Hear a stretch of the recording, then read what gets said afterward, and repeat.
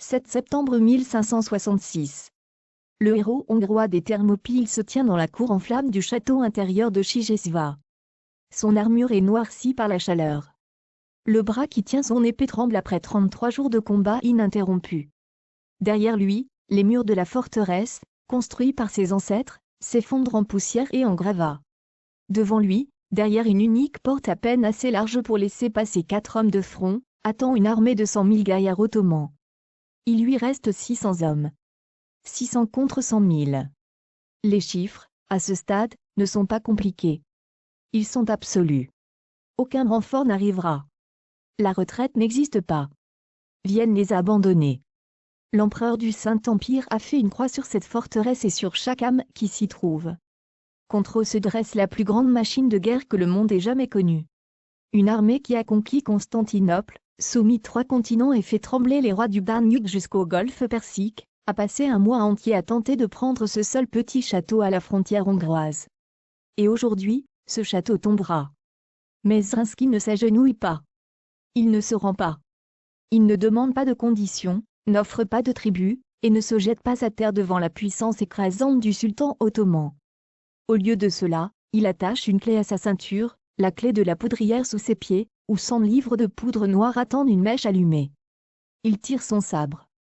Il regarde ces hommes restants, dont les visages sont creusés par la faim, les corps déchirés par les blessures et les yeux brûlent de quelque chose de plus fort que la peur. Et il donne un ordre qui résonnera à travers 5 siècles d'histoire: sortons de ce lieu en flammes à découvert et affrontons nos ennemis. Ne nous laissons pas brûler comme des porcs. Ce qui suivit allait arrêter le plus grand empire de la Terre. Cela sauva Vienne.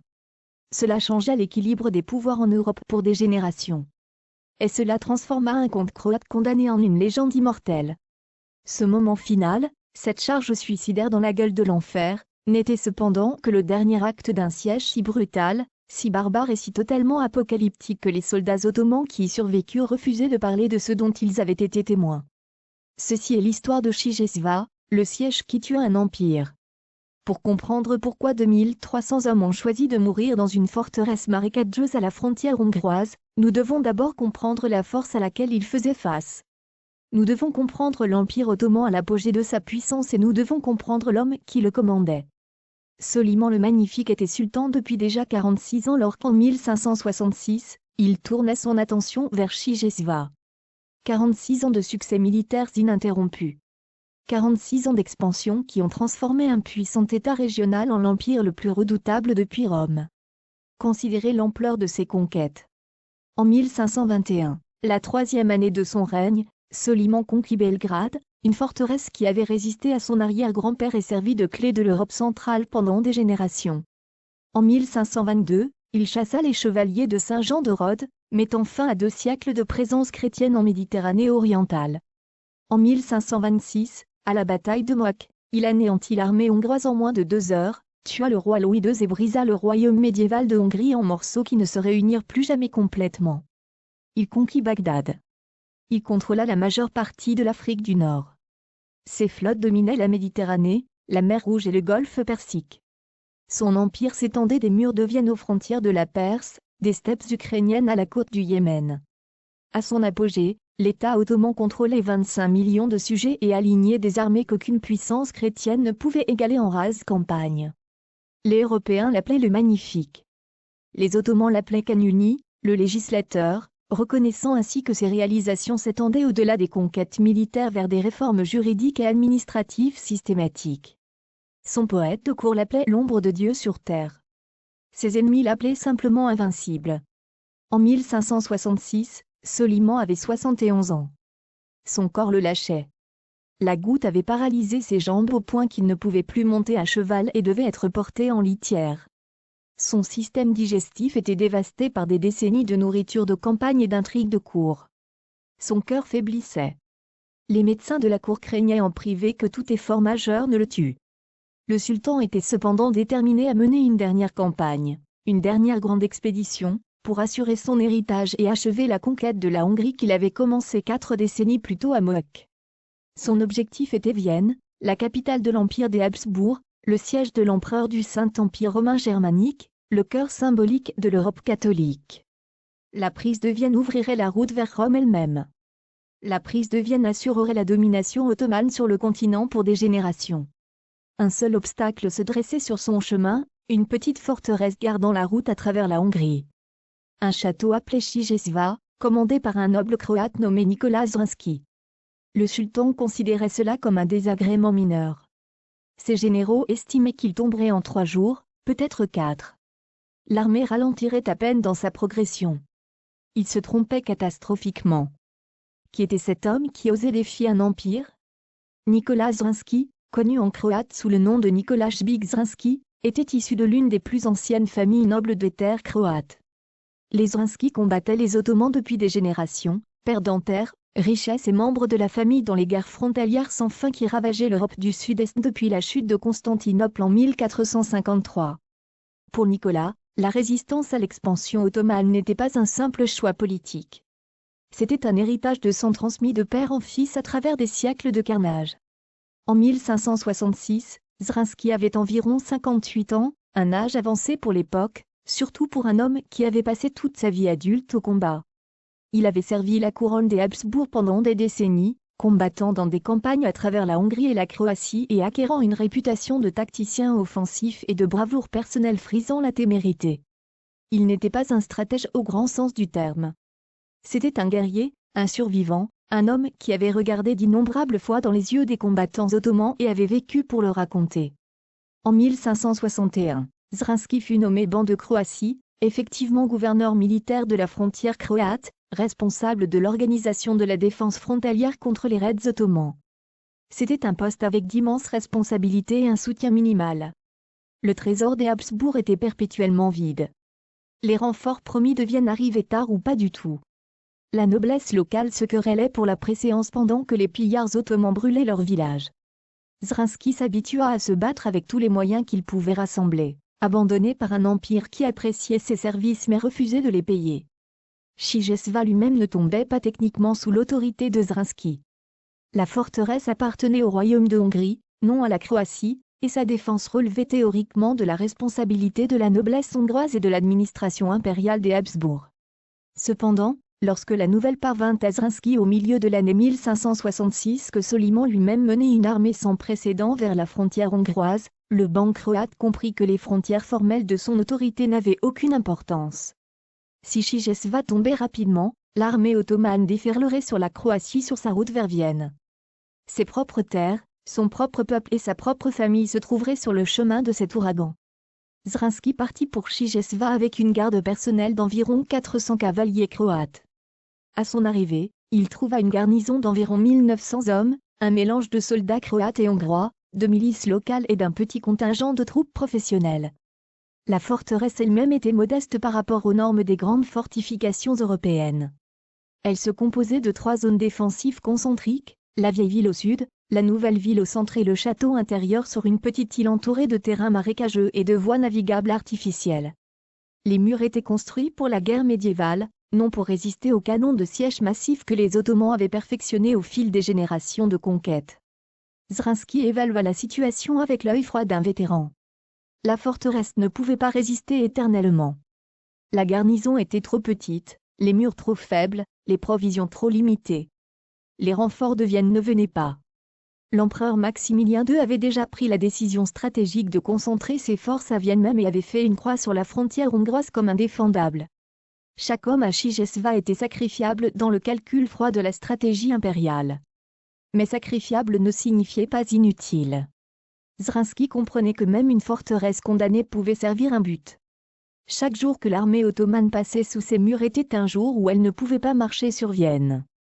Chaque soldat tué dans ses tranchées était un soldat qui n'attaquerait pas la capitale des Habsbourg. Chaque obus d'artillerie tiré contre ces remparts était un obus qui ne percerait pas les défenses autrichiennes. Les défenseurs de Chigesva ne pouvaient pas gagner, mais ils pouvaient faire payer aux Ottomans leur victoire avec du sang et du temps. Ils pouvaient transformer leur mort en armes.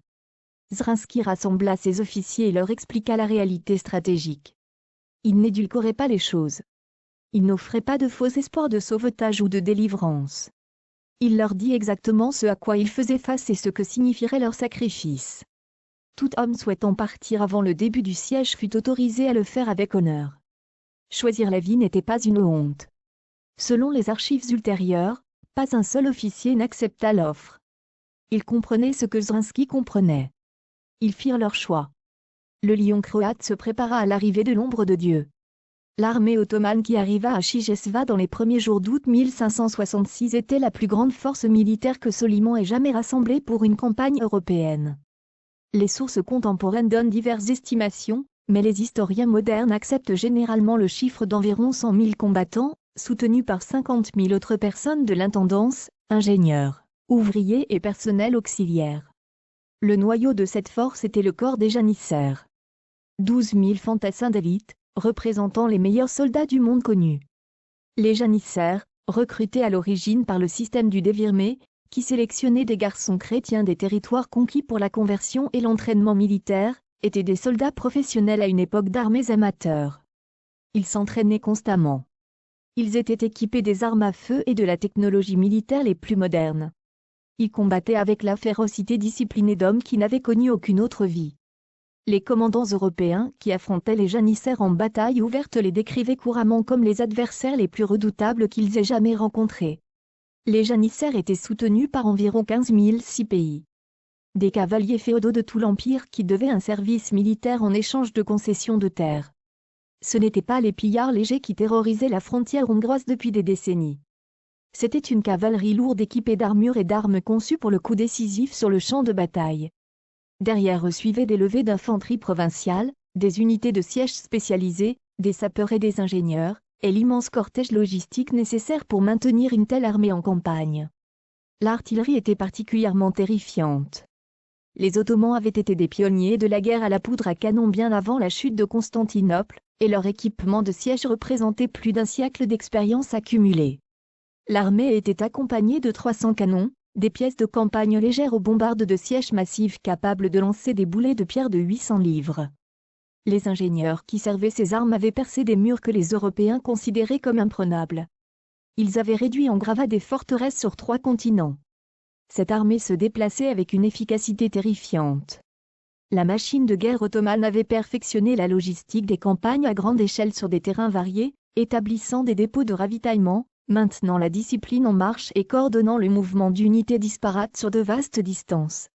Alors que les armées européennes s'effondraient souvent dans le chaos quelques semaines après le début d'une campagne, leurs soldats désertants, les vivres manquants et les commandants se querellant, les forces ottomanes pouvaient maintenir leur cohésion et leur efficacité au combat pendant des saisons entières. Soliman lui-même voyageait au milieu de cette armée, porté dans une litière somptueuse, car ses jambes affligées par la goutte ne pouvaient plus le porter à cheval. Des serviteurs tenaient des parasols pour l'abriter du soleil d'été. Des médecins voyageaient avec sa suite, observant sa santé déclinante avec une anxiété croissante. Le sultan vieillissait visiblement, son énergie renommée s'estompait et sa légendaire endurance s'effritait à chaque kilomètre, mais sa présence restait indispensable. L'armée ottomane combattait certes pour Allah et pour l'or, mais elle combattait avant tout pour le sultan. Le commandement personnel de Soliman avait galvanisé ses soldats pendant près d'un demi-siècle. Sa simple présence en campagne était considérée comme un signe de victoire.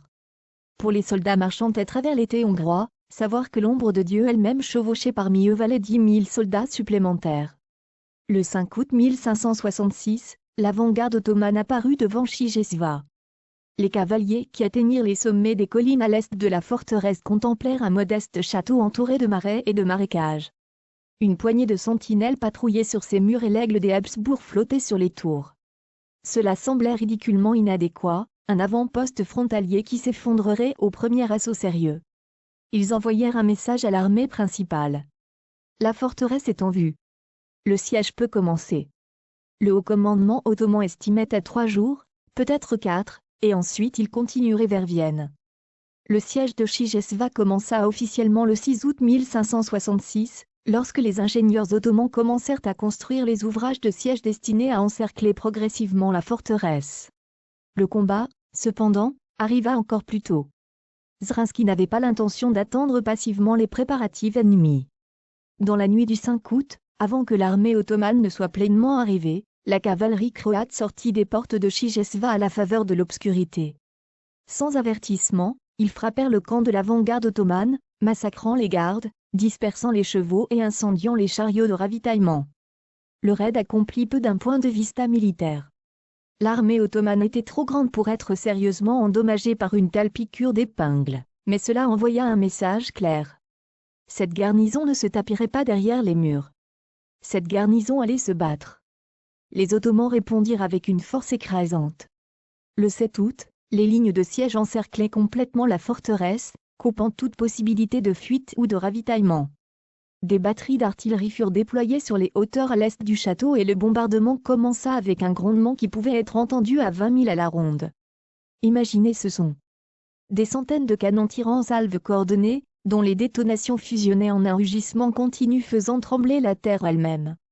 Des boulets de pierre pesant des centaines de livres percutant les murs médiévaux avec des impacts qui pulvérisaient la maçonnerie et tuaient quiconque avait le malheur de se trouver à proximité. Le sifflement des projectiles de plus petit calibre déchirant l'air. Le fracas des tours s'effondrant, les cris des blessés. Ce n'était pas un combat tel que le monde médiéval le connaissait. C'était une guerre industrielle, une destruction mécanisée à une échelle presque incompréhensible pour les observateurs européens. L'équipement de siège ottoman représentait 2 siècles de puissance de feu accumulée et se concentrait maintenant sur des murs construits pour résister aux flèches et aux échelles d'assaut.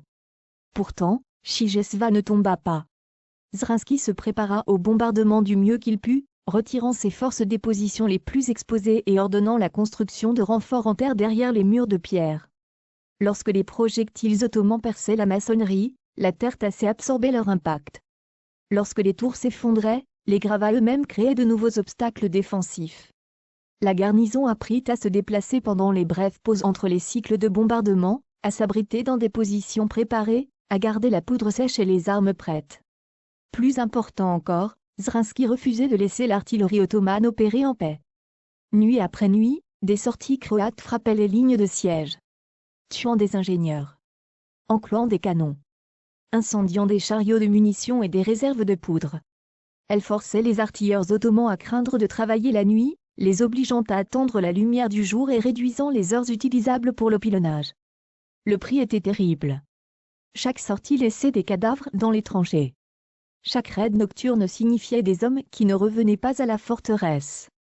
Zrinski échangeait des vies contre du temps et le taux de change était impitoyable. L'effet sur le moral ottoman était cependant tout aussi significatif. Ce n'étaient pas les paysans terrifiés que les janissaires avaient l'habitude d'affronter. C'étaient des loups. À la mi-août, l'assaut ottoman commença sérieusement. Soliman ordonna le premier grand assaut d'infanterie sur la vieille ville, la partie la plus méridionale des défenses de Chigesva. Les unités de choc janissaires prirent d'assaut les murs sous le couvert du bombardement, s'attendant à balayer des défenseurs démoralisés et à ouvrir une voie vers l'intérieur de la forteresse. Au lieu de cela, ils entrèrent dans un abattoir. L'assaut sur la vieille ville commença le 19 août après que 2 semaines de bombardements constants eurent ouvert plusieurs brèches dans les murs sud. Les commandants ottomans croyaient que les défenseurs devaient être épuisés, leurs munitions dépensées et leur morale ébranlée. Les janissaires avançaient avec confiance, leurs cris de guerre résonnant à travers les marais. Ils furent accueillis par une salve telle qu'elle étourdit même des vétérans ayant conquis des forteresses sur 3 continents. Zrinski avait concentré ses meilleurs tireurs d'arquebuses, armés d'armes à feu primitives, sur des positions au-dessus des brèches. Il avait déployé ses canons restants pour couvrir les approches avec de la mitraille. Il avait préparé des barils de poids enflammés, des rochers à lancer sur les attaquants, des pieux et des chausses-trappes pour manœuvrer l'assaut dans des zones de mort. Chaque pouce de terrain que les Ottomans gagneraient était conçu pour leur coûter du sang. La première vague de janissaires mourut en tas au pied des brèches. La deuxième vague grimpa sur les corps de ses camarades, pour se heurter dans les brèches aux épéistes croates. Des hommes qui combattaient les Ottomans depuis l'enfance, qui connaissaient leur technique et ne ressentaient pas la peur. La troisième vague gagna finalement pied dans les décombres, mais se retrouva dans un labyrinthe de positions préparées, sous le feu de multiples directions, incapable d'avancer ou de reculer. Au crépuscule, l'assaut ottoman fut repoussé avec des pertes stupéfiantes. Des centaines de janissaires d'élite gisaient morts dans les tranchées et les brèches. Les murs de la vieille ville tenaient bon. Mais Zrinski savait que ce n'était que le début. L'armée ottomane s'était engagée dans une destruction systématique. S'ils ne pouvaient pas prendre les murs d'assaut, ils ne s'apprêtaient.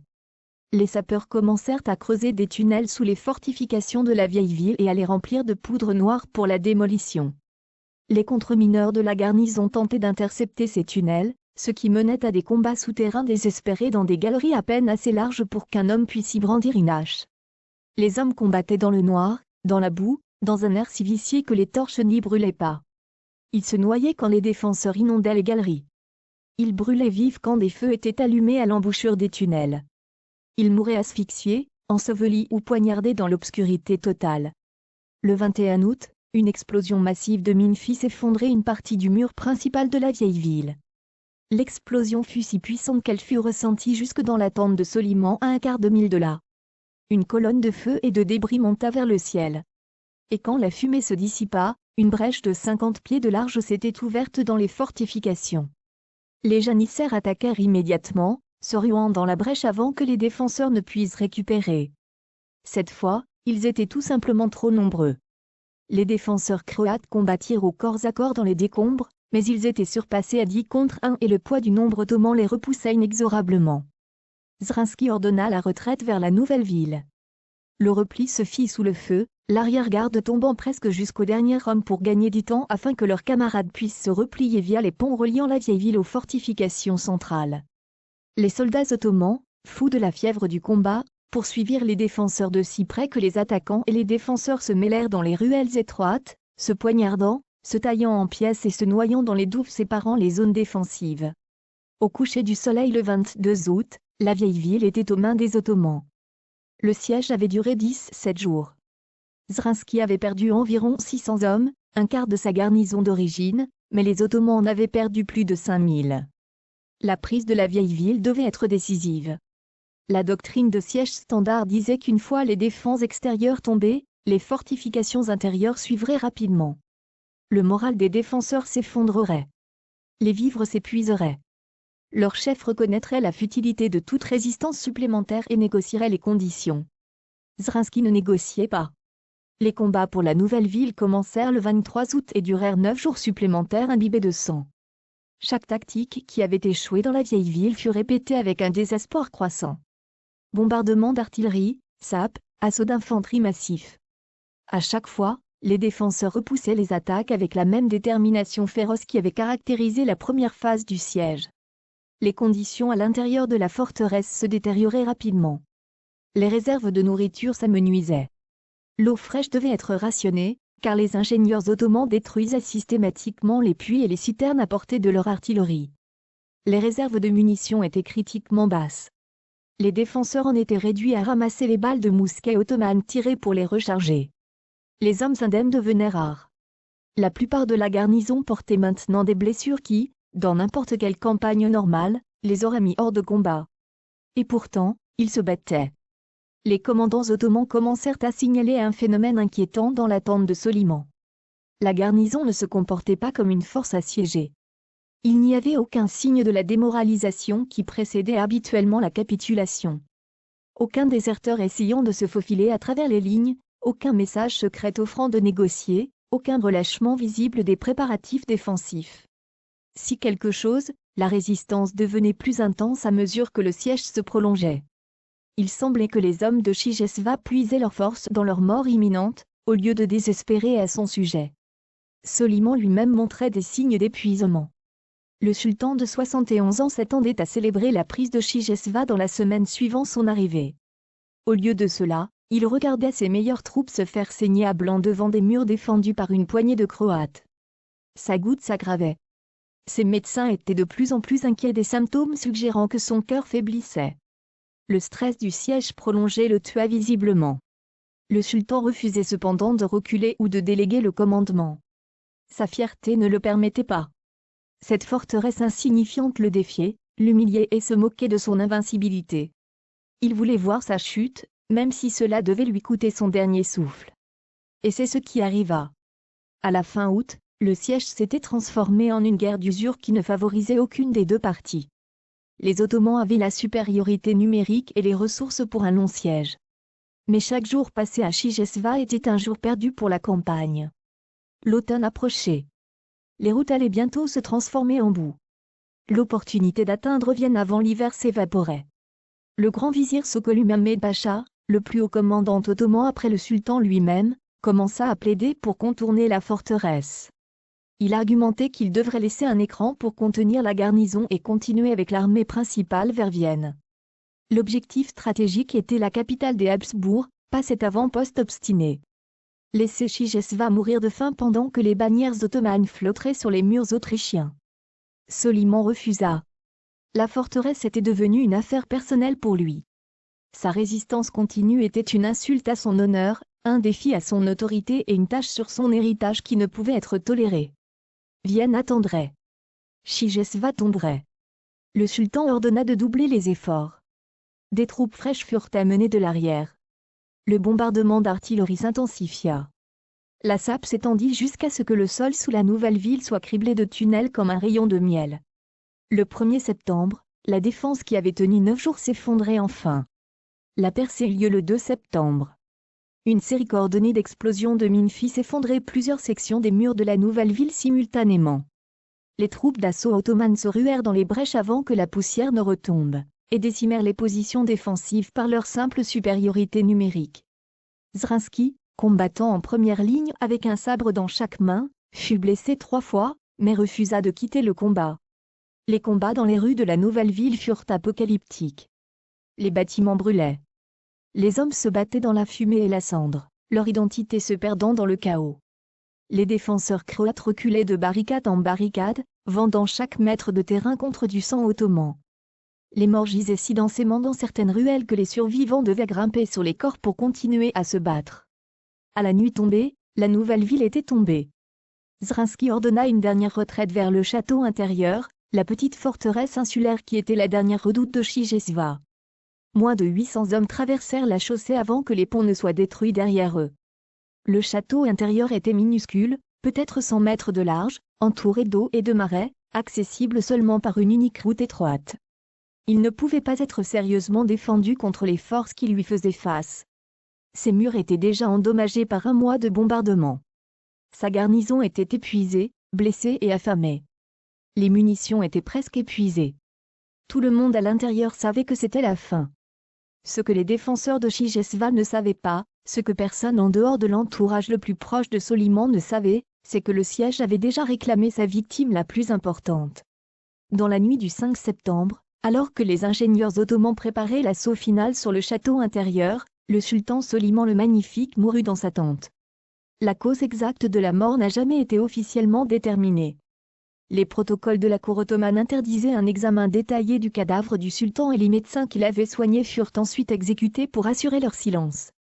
Les historiens modernes travaillant avec des sources fragmentaires suggèrent diverses possibilités, insuffisance cardiaque, accident vasculaire cérébral, dysenterie ou simplement l'épuisement général d'un homme de 71 ans exposé au stress d'une campagne brutale.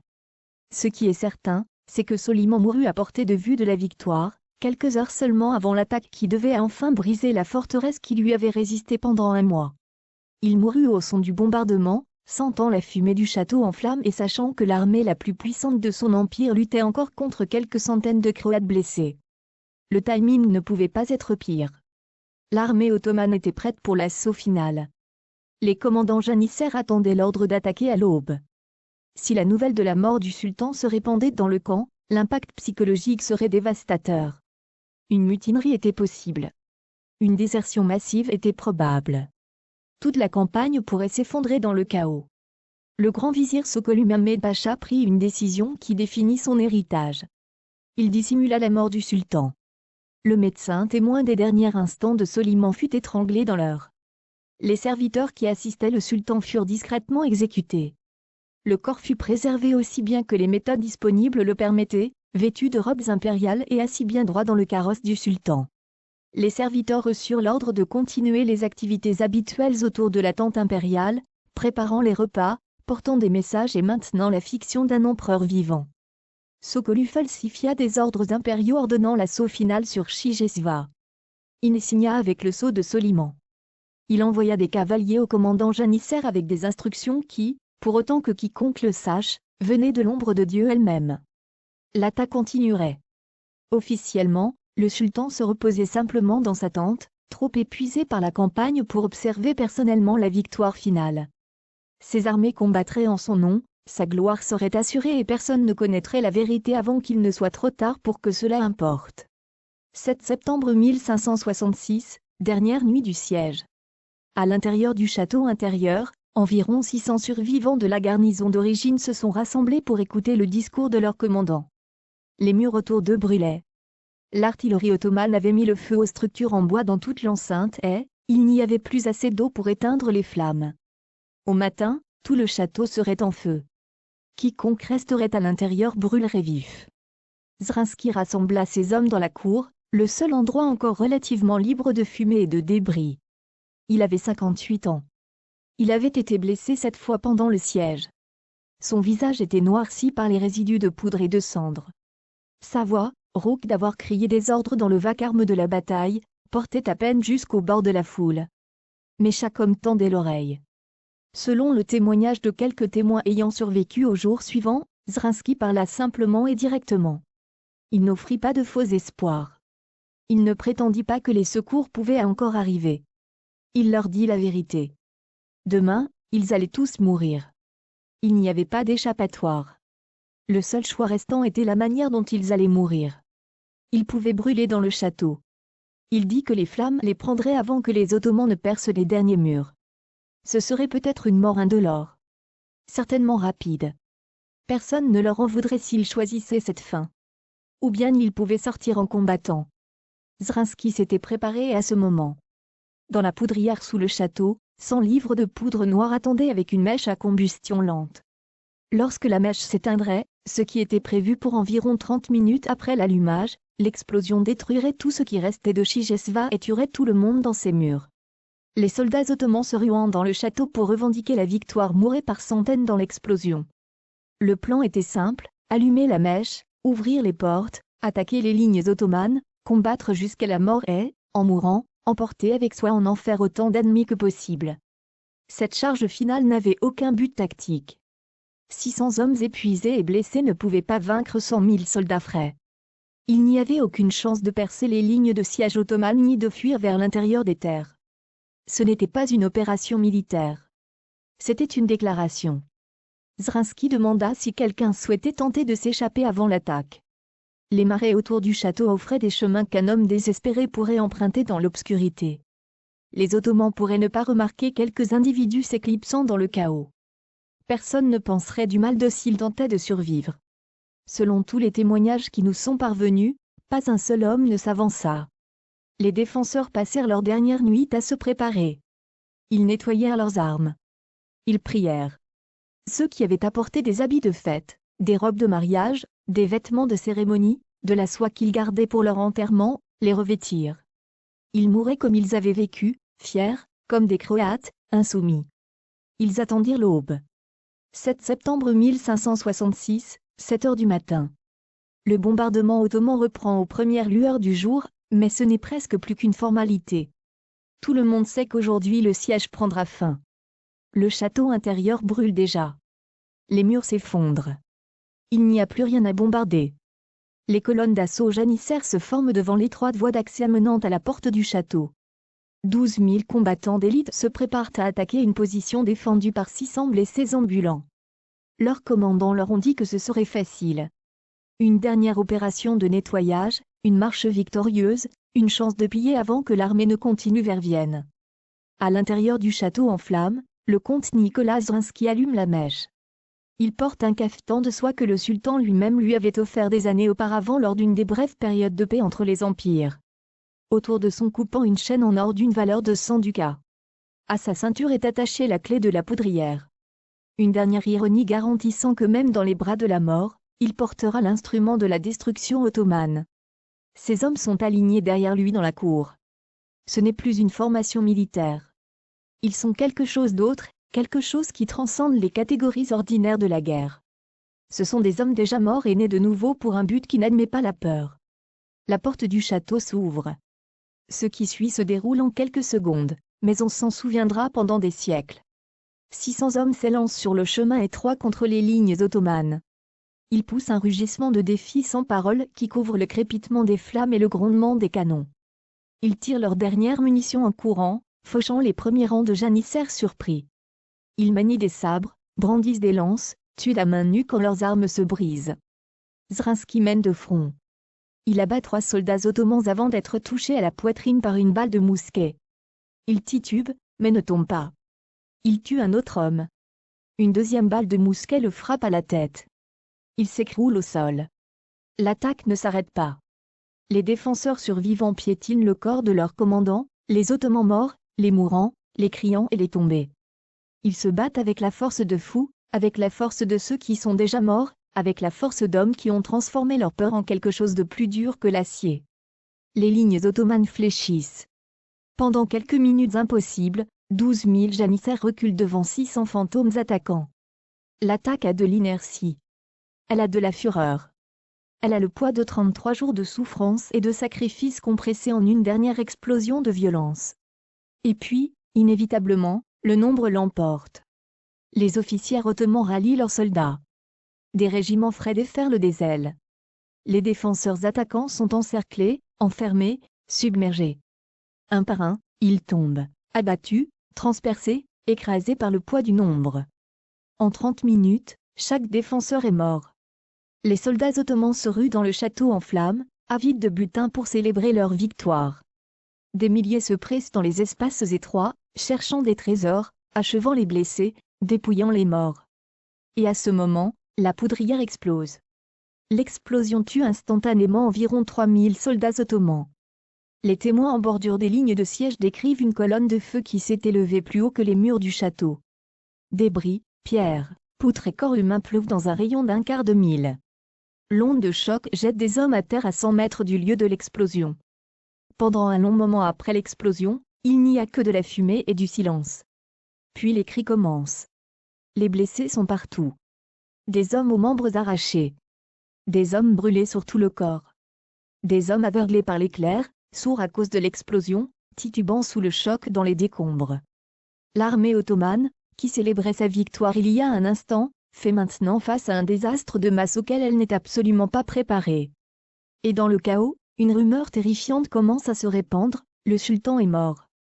Cette rumeur est bien sûr vraie, mais pour les mauvaises raisons.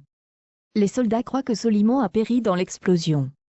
Que le dernier acte de résistance des défenseurs a coûté la vie non seulement à des milliers de janissaires, mais aussi à l'ombre de Dieu. La panique traverse le camp ottoman. Les unités commencent à abandonner leur position. Les commandants luttent pour maintenir l'ordre. Le grand vizir Sokolu agit avec une rapidité désespérée. Il ordonne que le corps préservé du sultan soit vêtu de robes impériales et brièvement montré aux officiers supérieurs, prouvant ainsi que Soliman a survécu à l'explosion. Il donne des ordres au nom du sultan et menace de mort quiconque répandra des rumeurs sur le décès de l'empereur. Il prend personnellement le contrôle de l'armée, utilisant une autorité qu'il ne possède pas officiellement, et maintient l'Empire uni par la pure force de sa volonté. Ça marche. La panique retombe.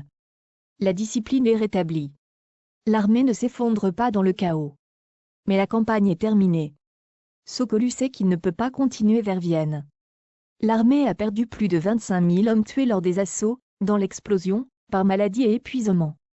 La saison propice à la campagne est presque terminée. Les hommes sont démoralisés, choqués et traumatisés par ce dont ils ont été témoins. Avancer risquerait une défaite catastrophique qui pourrait menacer l'Empire lui-même. Le 8 septembre 1566, un jour après la chute de Chigesva, l'armée ottomane commence sa retraite vers Constantinople.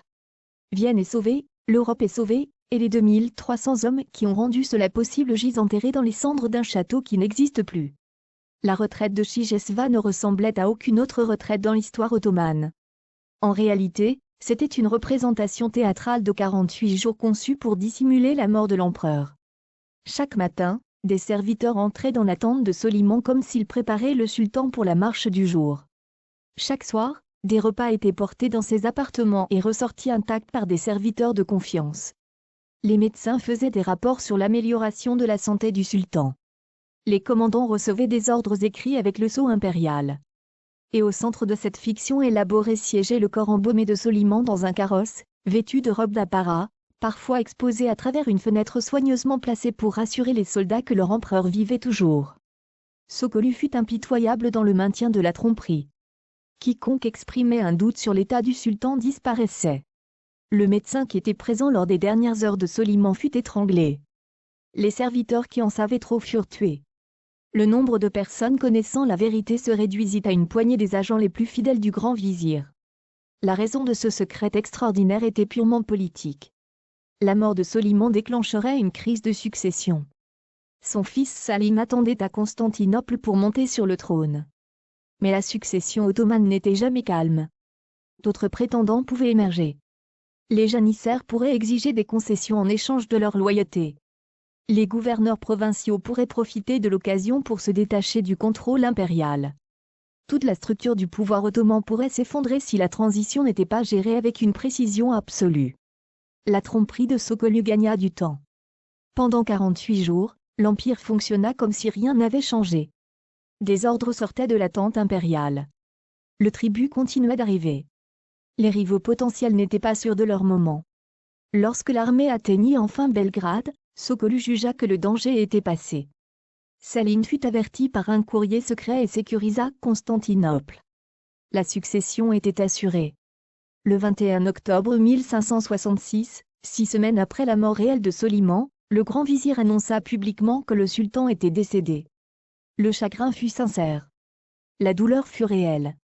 Soliman le Magnifique avait régné 46 ans, plus longtemps que la plupart de ses sujets n'étaient en vie. Sa mort marqua la fin d'une époque. Mais la manière de cette mort, épuisé, frustré, vaincu par une poignée de Croates dans une forteresse marécageuse, fut silencieusement effacée du récit officiel. Les historiens ottomans ont enregistré que Soliman est mort paisiblement après avoir été témoin de la glorieuse victoire de son armée à Chigesva. La vérité était trop embarrassante pour être conservée. Qu'a réellement accompli le siège de Chigesva? Quelle fut la signification historique de 2300 hommes mourant dans un château dont la plupart des Européens n'avaient jamais entendu parler? Les conséquences immédiates furent claires. La campagne ottomane de 1566, la plus grande expédition militaire jamais entreprise par Soliman, conçue pour conquérir définitivement Vienne et établir la domination ottomane sur l'Europe centrale, échoua totalement. L'armée qui se retira de Chigesva n'était pas en état de menacer qui que ce soit. Elle avait perdu un quart de ses effectifs, y compris des milliers de troupes d'élite irremplaçables. Elle avait consommé toute une saison de campagne. Elle avait enterré son sultan.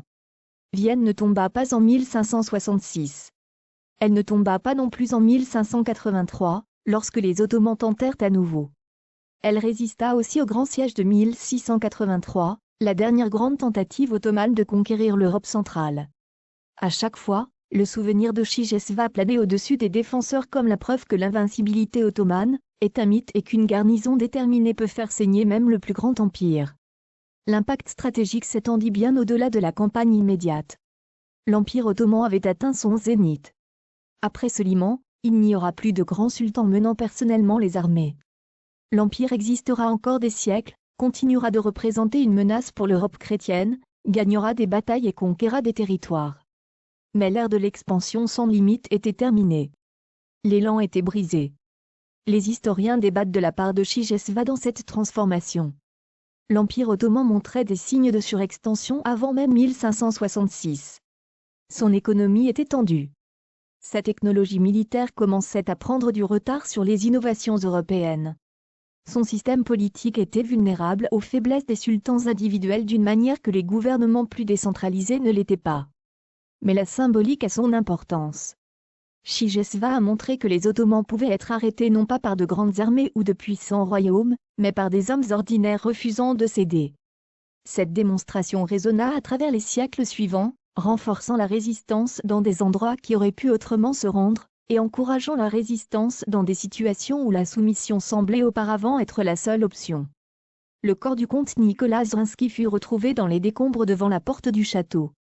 Il avait été touché 2 fois, une fois à la poitrine, une fois à la tête, et son crâne était partiellement écrasé par l'impact de la chute. Les soldats ottomans, reconnaissant son armure et ses insignes, lui coupèrent la tête et la portèrent au grand vizir comme trophée. Sokollu Mehmed Pacha, le même homme qui dissimulait simultanément la mort de son sultan, traita la dépouille de Zrinski avec un respect inattendu. Il ordonna de rattacher la tête au corps et organisa le transport des deux en territoire chrétien pour un enterrement décent. Dans une lettre à l'empereur habsbourgeois, Sokollu loua Zrinski comme un adversaire digne, un homme courageux qui avait défendu sa position avec honneur. Ce n'était pas une simple politesse. Sokollu était un pragmatique qui comprenait la valeur des gestes chevaleresques. Mais il y avait aussi une admiration sincère dans ses paroles. Le grand vizir avait observé le siège du début à la fin. Il avait vu ce que 2300 hommes pouvaient faire lorsqu'ils décidaient que leur mort aurait un sens. Le corps de Zrinski fut finalement enterré dans sa demeure ancestrale à Kakvech, dans l'actuelle Croatie du Nord. Son tombeau devint un lieu de pèlerinage. Son histoire devint une légende racontée dans des poèmes, des pièces de théâtre, des opéras et finalement des films à travers 5 siècles. Les Hongrois l'ont revendiqué comme leur héros. Les Croates l'ont revendiqué comme le leur. Ils avaient tous les deux raison. Les autres défenseurs de Chigesva n'eurent pas de monuments individuels. Leurs noms sont pour la plupart perdus. C'étaient des paysans, des commerçants et de petits nobles, des hommes dont les vies individuelles n'ont laissé aucune trace dans les archives historiques. On se souvient d'eux seulement collectivement comme d'un nombre, 2300, et comme d'un symbole. Mais c'est peut-être suffisant. Peut-être que cet anonymat est approprié. Ils ne combattaient pas pour la gloire personnelle. Ils ne s'attendaient pas à ce qu'on se souvienne de leur nom. Ils combattaient parce que leur mort pouvait racheter quelque chose que leur vie ne pouvait pas, du temps pour leur famille, la sécurité pour leur royaume, la survie pour leur civilisation. Ils firent le calcul. Ils payèrent le prix. Et l'histoire se souvient de la transaction, même si ce n'est pas des individus qui l'ont conclue. Le siège de Chigesva jette une ombre qui s'étend jusqu'à nos jours. En Hongrie et en Croatie, la bataille est devenue un mythe fondateur. Une histoire d'héroïsme national qui a transcendé les divisions politiques des siècles suivants. Lorsque l'empire des Habsbourg s'effondra en 1918, les nouvelles nations nées de ces ruines revendiquèrent chacune Chigesva comme faisant partie de leur héritage. Lorsque ces nations tombèrent sous la domination communiste après la Seconde Guerre mondiale, l'histoire fut adaptée à de nouveaux objectifs idéologiques. Zrinski fut dépeint comme un héros proto-socialiste et les défenseurs comme un proto-prolétariat résistant à l'agression impériale. En Turquie, le siège occupe une place plus contradictoire dans la mémoire nationale. La prise de Chigesva fut techniquement une victoire. La forteresse tomba. Ses défenseurs furent tués. La souveraineté ottomane s'étendit sur un autre morceau de territoire hongrois. Mais le prix de cette victoire et les circonstances de la mort de Soliman furent des désagréments qui compliquèrent le récit.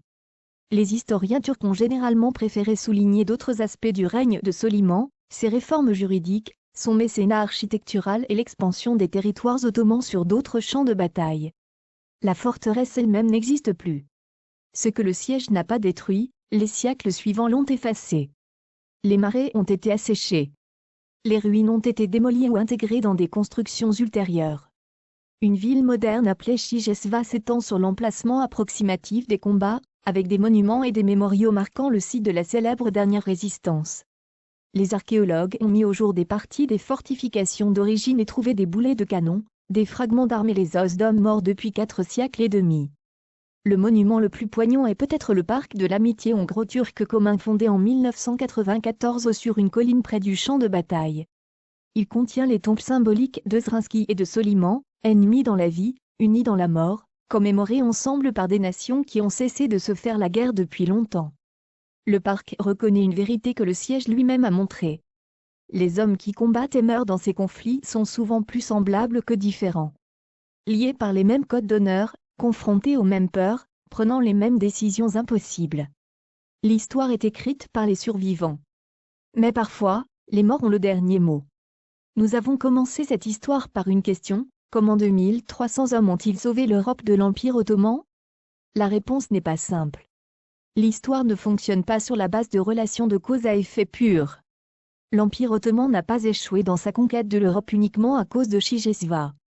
Des millions d'autres facteurs, économiques, technologiques, politiques, démographiques, ont contribué à la stabilisation éventuelle de la frontière euro-ottomane.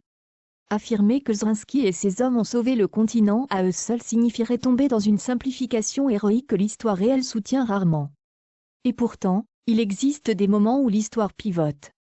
Des moments où le poids accumulé de grandes forces crée un équilibre si fragile que des choix individuels peuvent faire pencher la balance. Août 1566 fut un tel moment. L'armée ottomane était à portée de main de son plus grand trophée. Rien ne se dressait entre Soliman et Vienne, si ce n'est 90 000 de plaines ouvertes et une petite forteresse à la frontière hongroise. Que se serait-il passé si Chigesva était tombé en 3 jours, comme s'y attendaient les commandants ottomans? Et si l'armée avait atteint Vienne en septembre, alors que le temps était encore favorable et la garnison toujours impréparée? Et si Soliman avait vécu assez longtemps pour commander personnellement le siège de la capitale des Habsbourg? Nous ne pouvons pas le savoir. L'histoire n'admet pas d'expérience. Nous ne pouvons pas relancer l'année 1566 avec d'autres variables et observer les résultats. Mais nous pouvons dire ceci, les hommes de Chigesva ont fait tout ce qui était en leur pouvoir pour rendre la conquête ottomane de l'Europe difficile, coûteuse et longue. Ils ont échangé leur vie contre 33 jours que l'Empire des Habsbourg a utilisés pour renforcer ses défenses. Ils ont tué 25 000 soldats ennemis qui n'étaient plus disponibles pour de futures campagnes. Ils ont épuisé un sultan qui est mort avant d'avoir achevé son œuvre. Ils ont donné une chance à l'Europe. Ce que l'Europe a fait de cette chance était de sa responsabilité, mais la chance elle-même a été achetée avec du sang croate et hongrois dans une forteresse marécageuse dont la majeure partie du continent ignorait même l'existence. À Chigesva, il y a un monument portant une inscription adaptée du dernier discours de Zrinski, « L'homme ne peut mourir qu'une fois et n'échappera pas à la mort. Que la mémoire de nos noms soit immortelle. » C'est en un sens un sentiment optimiste. La croyance que le sacrifice a un sens, que mourir dignement compense une mort prématurée, que l'histoire se souviendra de ceux qui ont tout donné pour quelque chose de plus grand qu'eux-mêmes. La réalité est souvent moins généreuse. La plupart des hommes qui sont morts à Chigesva sont en fait oubliés. Nous ne connaissons pas leur nom. Nous ne connaissons pas leur visage. Nous ne savons pas s'ils avaient des familles, ce qu'ils espéraient, ce qu'ils craignaient. Ce sont des chiffres dans un livre de comptes, 2300 âmes échangées contre 33 jours du temps d'un empire. Mais c'est peut-être la mauvaise façon de mesurer leur sacrifice. Les hommes de Chigesva ne se battaient pas pour qu'on se souvienne d'eux. Ils se battaient parce qu'ils comprenaient quelque chose sur le sacrifice que les époques confortables oublient souvent, que mourir pour quelque chose peut avoir plus de sens que vivre pour rien. Qu'une vie courte entièrement dévouée à un but peut accomplir plus qu'une longue vie passée à se préserver. Qu'il y a des choses pires que la mort. Et l'une d'elles est la survie achetée par la trahison de tous ceux en quoi vous croyez. Ils auraient pu se rendre. Ils auraient pu négocier. Ils auraient pu s'éclipser dans la nuit et laisser les Ottomans prendre leur forteresse. Personne ne leur en aurait voulu. Les chiffres étaient impossibles. Le résultat était certain. La résistance était, selon toute mesure courante, irrationnelle. Pourtant, ils ont résisté. Ils ont combattu 33 jours. Ils sont morts l'épée à la main et l'honneur intact. Et 5 siècles plus tard, nous racontons toujours leur histoire. C'est la mesure du sacrifice. Non pas si l'histoire se souvient de votre nom, mais si l'histoire se souvient que quelqu'un, quelque part, a décidé de mourir plutôt que de se soumettre. Non pas si votre vie individuelle est commémorée, mais si votre choix collectif résonne à travers des générations de gens qui ne vous ont jamais connu, mais qui ont hérité du monde que vous avez aidé à créer. Les hommes de Chigesva ont tout donné. Ils n'ont rien demandé en retour, sauf que leur mort signifie quelque chose. Elle a signifié quelque chose. Et elle signifie toujours quelque chose.